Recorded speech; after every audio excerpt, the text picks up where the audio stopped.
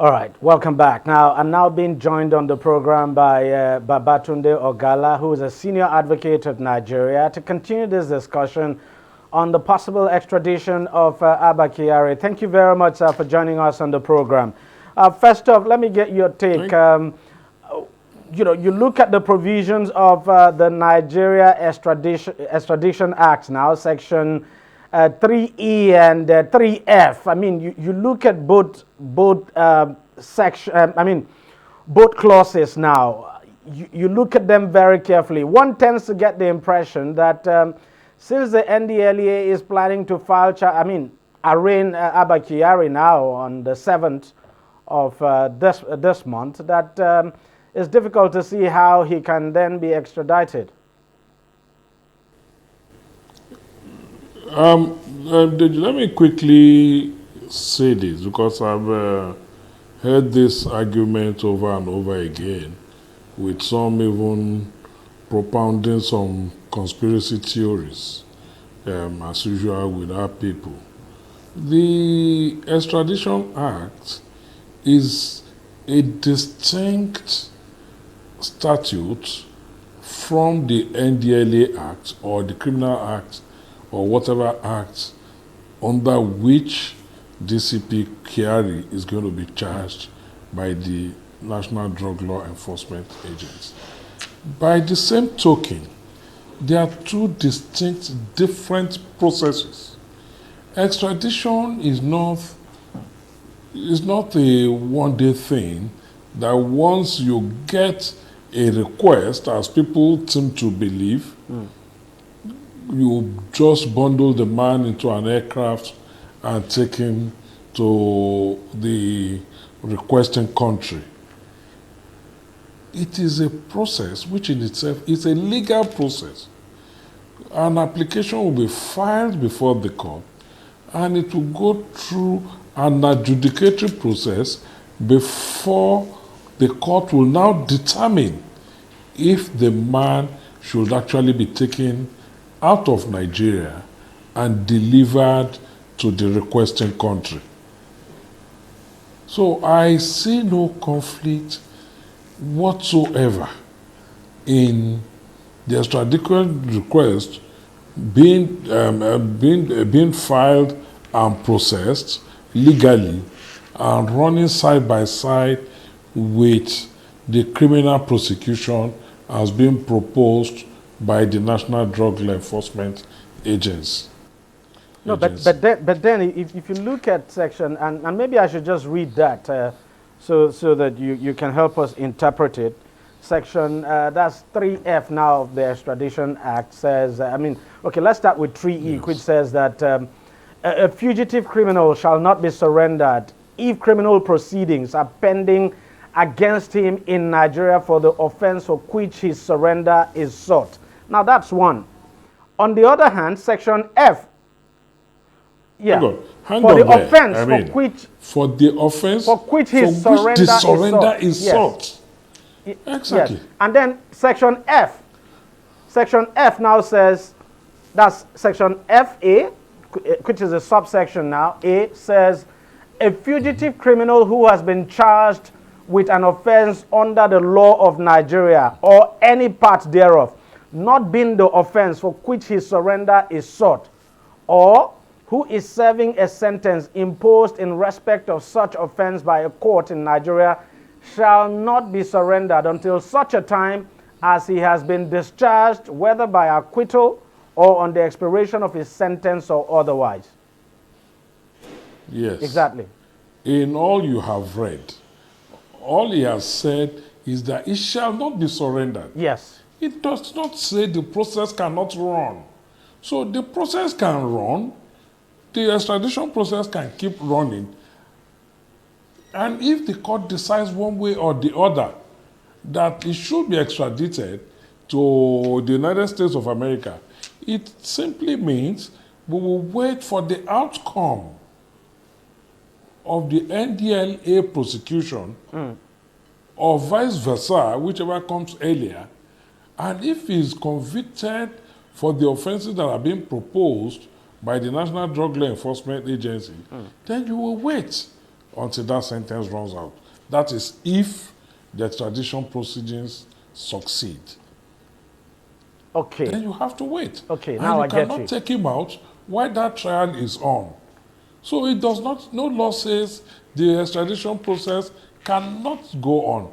That one is not an arraignment. So it's not like something that is coming to plead guilty or not plead guilty. A process will be served, I mean, it will be filed. His lawyers will be there to defend it, and that process runs on its own.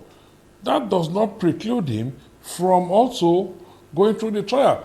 But if while the trial is on and the extradition request has been granted, then you have to wait for the outcome of the trial. And this extradition... Before you can surrender him. But if he's convicted, then you have to wait for him to serve the first sentence before he can be surrendered. Please note, the key word is surrender. It's not saying the process cannot run. It says you cannot surrender him. So I just want us to get those distinctions. Can I ask you this appeal? Anyway, what are we even talking about? Neither the extradition request nor the criminal proceedings by the NDLA has even started. All we hear is NDLA may have filed. The Attorney General says they have received a request, which says they would, look into and do the needful. So all what we're even talking about today is just based on conjectures, deductions, and what little bits and pieces here and there that we are picking from the media. There is no evidence that extradition request has been, proceedings have been commenced. Neither is there any that he has been arraigned, at least to my knowledge.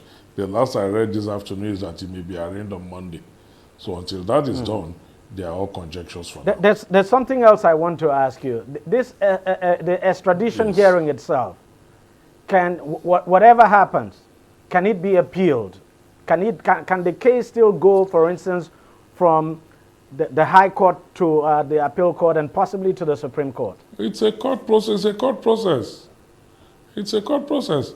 If you recall, in recent history, there was an extradition request for Buruji. Late Senator Buruji Kashamu, and the process was ongoing even while the man was in the Senate. He went on before his election and through his election process, and it's even while he was sitting as a senator. So it's an ongoing thing. It's not a one-off thing. It's a process. It's a full court process. Oh, all right. I mean, it's. Let me just quickly ask you this. Even though you're not professionally, you're not a security person, but let me just get your take on it. I mean, there are some security persons who have said, look, professionals now, who have said, because Abba Kyari is a security personnel in one of the Nigerian security agencies, that it wouldn't be advisable to extradite him to the United States, that it might be a security risk. What's your take on that? Well, like you rightly said, I'm not a security person, and I will need fuller details to understand the logic behind such propositions.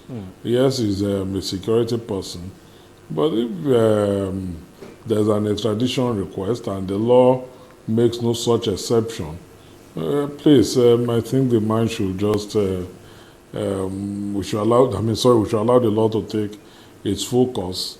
Because if we say you don't want to, because of Kyari being a deputy commissioner of police, you don't want to honor the request. You have to look at the far bigger implications of that. In respect of a relationship between the two countries, especially in the areas of collaboration in criminal activities. More so when we rely on them for a lot of intelligence reports and what have you. So I personally do not think is of much, but we sometimes understand these things. you know, when you start canvassing such arguments to skew opinions. I personally don't buy into that. Anyway, I don't see him as bottom line is this is obviously going to be a very long, just imagine for process. the minute, if we are going to use the argument, no security person should even be put on trial or in the prisons because of what they will be exposed to and not what have you. I mean, I think we should leave the arguments. I'm not bought on that. All right, I understand you. But as I've said, I mean, there's no doubt at all that this is going to be a very long, winding process because when all of this started, a lot of Nigerians just thought it was a touch and go thing. Make the request and then he'll be sent over to the United States. But then it's becoming very clear now that this is obviously going to be a long, winding process, especially with the angle of the NDLEA now involved. We just wait and see how it pans out. All right. Olatunde Ogala, Senior Advocate of Nigeria, thank you very much for joining us on the program and for sharing your thoughts with us. Thank you very much. It's my pleasure to have been with you. Yeah, thank you very much. Well, that's how much we can take on the program this week. We thank you very much for watching. I'll see you again next week. Bye-bye.